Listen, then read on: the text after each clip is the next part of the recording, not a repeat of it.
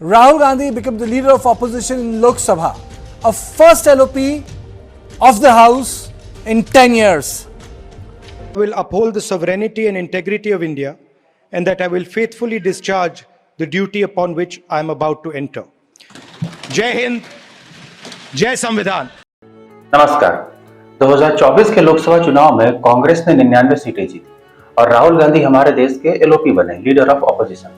उनका एलओपी बनना अपने आप में बहुत बड़ी बात थी, क्योंकि पिछले दो लोकसभा चुनाव यानी 2014 और 2019 के लोकसभा चुनाव में कांग्रेस ने इतना बुरा परफॉर्म किया कि उन्हें 10% सीटें भी नहीं मिल पाई। 2014 में उन्हें 44 सीटें मिली थी और 2019 में उन्हें 55 सीटें मिली थी। और नियम के मुताबिक अगर आपके पास 10% सीटें नहीं तो ऑफिशियली आपको एलओपी का पद नहीं मिलेगा।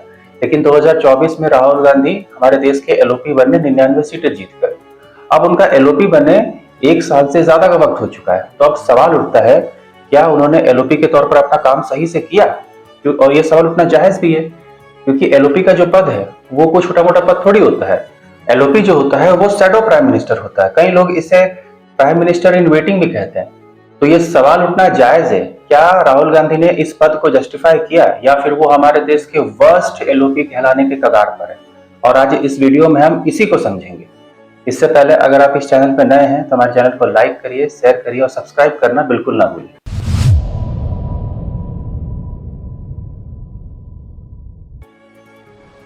एलओपी के तौर पर राहुल गांधी ने कई मुद्दे उठाए, जैसे कि कास्ट सेंसस का मुद्दा, मणिपुर वायलेंस का मुद्दा, किसानों को एमएसपी देने का मुद्दा। लेकिन सही मायने में अगर उन्हें किसी एक मुद्दे पर सक्सेस मिली तो वो सिर्फ कास्ट सेंसस था। कास्ट सेंसस के मुद्दे को उन्होंने लगातार उठाया, जिसका रिजल्ट भी ये हुआ कि गवर्नमेंट को उनकी बात माननी पड़ी और कास्ट सेंसस करवाने के लिए तैयार होना पड़ा। Caste enumeration should be transparently included. I'm emphasizing the word transparently included in the census instead of surveys.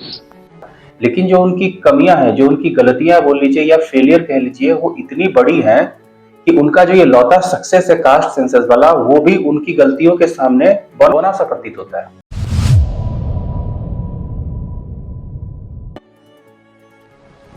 LOP के तौर पर राहुल गांधी का सबसे बड़ा जो फेलियर है वो ये है कि वो ऑपोजिशन को यूनाइट ही करके नहीं रख पाए। और इसका सबसे बड़ा एग्जांपल है हाल ही में संपन्न हुए वाइस प्रेसिडेंट का चुनाव।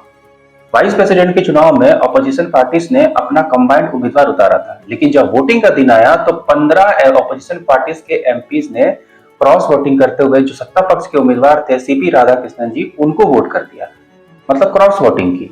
राहुल गांधी अपने जो एमपीज थे उनको यूनाइट नहीं रख पाए। और यूनाइट रखते भी कैसे? क्योंकि जिस वक्त उन्हें एक्टिव होना चाहिए था, अपने एमपीज से बात करनी चाहिए थी, वो तो मलेशिया घूमने गए हुए थे। मतलब उनका मलेशिया घूमने जाना ज्यादा जरूरी था, बजाय ये कि वो भारत में रुकते, वाइस प्रेसिडेंट के चुनाव में एक्टिवली पार्टिसिपेट करते, अपने एमपीज से बात करते, उनको मैनेज करते। लेकिन ये उनके लिए जरूरी नहीं था। उनके लिए जरूरी था मलेशिया घूमने जाना। ये तो वही बात हो गई कि घर में आग लगी हो और घर का जो मालिक है वो उसी वक्त घूमने चला जाए। जब ये सारी चीजें वो करते हैं तो उनका जो सीरियसनेस है अपने पद को लेकर के, उस पर बहुत गंभीर सवाल खड़ा होता है। अब बात करते हैं राहुल गांधी जी के दूसरे सबसे बड़ी गलती की एलओपी के तौर पर, और वो ये है कि उनका लोकसभा के पीएससी कमेटी का चेयरमैन ना बनना। पीएससी कमेटी यानी पब्लिक अकाउंट कमेटी, ये लोकसभा की सबसे पावरफुल कमेटी होती है, क्योंकि इसी कमेटी के पास सीएजी के जो रिपोर्ट्स होते हैं वो सबमिट होते हैं, जिससे बड़े बड़े स्कैम एक्सपोज होते हैं। और एलओपी लीडर ऑफ ऑपोजिशन ही इस कमेटी के चेयरपर्सन होते हैं। लेकिन राहुल गांधी ने इस कमेटी का चेयरपर्सन बनने से इनकार कर दिया। उन्होंने अपने करीबी केसी वेणुगोपाल को इस कमेटी का चेयरमैन बना दिया।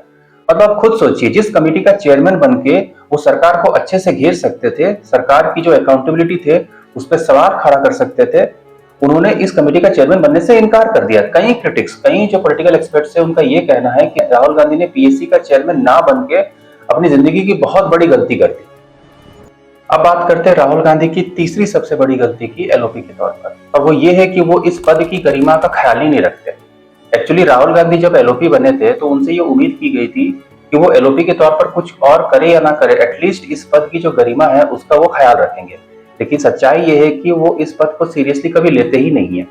एलओपी का मतलब सिर्फ किसी कुर्सी पर बैठना नहीं होता है, ये एक जिम्मेदारी है। आपको कई प्रोटोकॉल्स को फॉलो करना होता है, आपको कई फंक्शंस को अटेंड करना होता है, देश को दिखाना होता है कि डेमोक्रेसी के जो रिचुअल्स है उसको ऑपोजिशन भी सीरियसली लेता है।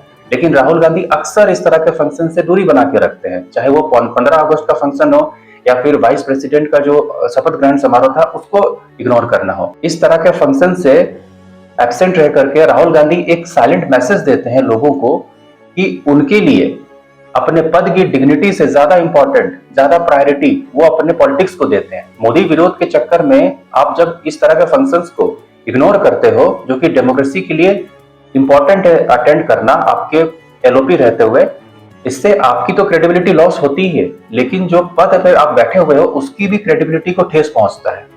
और ये सिर्फ उनका प्रोटोकॉल्स को फॉलो ना करने तक ही सीमित नहीं है। आए दिन राहुल गांधी बड़े बड़े एलिगेशन लगा देते हैं, इसको साबित करने के लिए उनके पास कोई सबूत नहीं होता। जैसे कि अभी वो वोट चोरी का मुद्दा हर जगह उठा चल रहे हैं, उनसे कुछ भी सवाल पूछा जाए, वोट चोर गद्दी छोड़, वोट चोर गद्दी छोड़, वो यही नारे पे अटक चुके हैं।